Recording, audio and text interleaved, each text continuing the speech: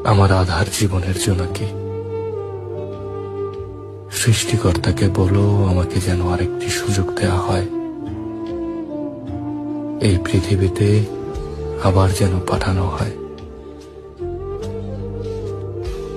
পৃথিবীর বুকে তো জায়গা সম্পদের অভাব নেই, আরেকটি জীবন কি পেতে পারি না?